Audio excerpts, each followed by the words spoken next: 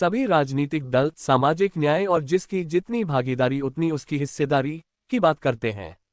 इसी कड़ी में सामाजिक न्याय मोर्चा ने हरियाणा विधानसभा चुनाव में आबादी के हिसाब से सामाजिक न्याय से वंचितों के लिए टिकट की मांग की है।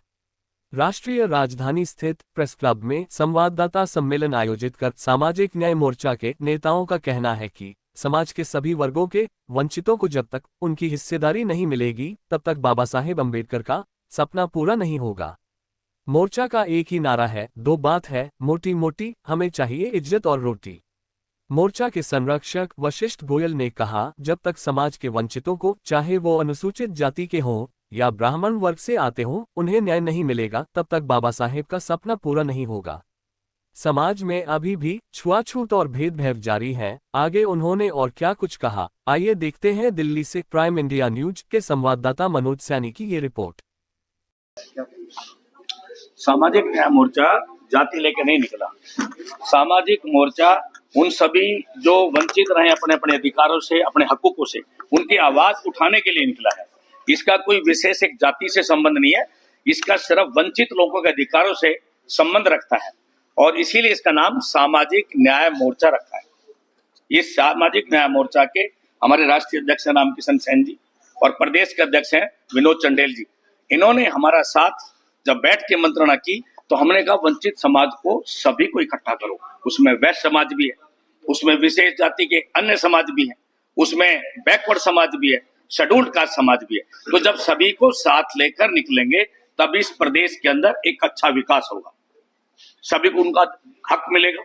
अब आप देखो, एक विशेष वर्ग ले लीजिए, समाज ले लीजिए, रिजर्वेशंस की कैटेगरी हमने नहीं बनाई, ये वो लोग बनाते हैं जो चुन के नुमाइंदे पार्लियामेंट में बैठते हैं और असेंबली में बैठते हैं। अभी विपक्ष में राहुल गांधी ने भी जाति की जनगणना को लेकर मुद्दा उठाया, क्या कहेंगे?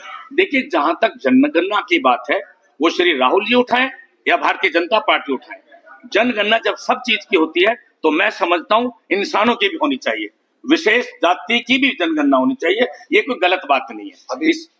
इससे मैं बताता हूँ, पता लगता है देश के अंदर विकास कैसे किधर लेके जाना चाहिए, कौन सी दिशा में लोगों को क्या चाहिए। जैसे हमारे पूर्वजों ने देखा था, जब देश आजाद हुआ बढ़ई का काम करता था, लुहार का करता था, नाई का करता था, व्यापार का वैश्य करता था, सभी के मिल से एक देश चलता था। अब इन्होंने क्या किया, किसी के समाज में कोई आ बैठा, किसी के अधिकार को दूसरा समाज खोज रहा है, जिसकी संख्या ज्यादा है उसके हिसाब से नुमाइंदा चुनना चाहिए, उस नुमाइंदा को हक नहीं मिलता, टिकट और ले जाता है और वो समाज वंचित हो जाता है।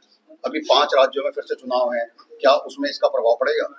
अगर ये समाज इकट्ठा होकर, संगठित होकर आवाज उठाएगा, निश्चित तौर पर इनकी पूछ होगी और इनके नुमाइंदे ऊंची पंचायत में भी और स्टेट की असेंबली में भी बैठेंगे और फिर निर्णय लेंगे। आज हम जाति के मुद्दों को लेकर चल रहे हैं, प्रगति के या विकास के मुद्दों को लेकर क्यों नहीं चल रहे? मैं आपको फिर कह रहा हूँ, जाति के मुद्दे को लेकर नहीं चल रहे। हम वंचित जो लोग हैं उनके मुद्दे को उठा के सामाजिक न्याय मोर्चा बनाया। जाति को अपना न्याय मिल जाएगा जब उनके समाज को न्याय मिलेगा। ये जाति बीच में कहां से आती है, मुझे यही समझ में नहीं आती। जाति का प्रश्न आपने उठाया, हमने नहीं उठाया, हमने समाज की बात की है।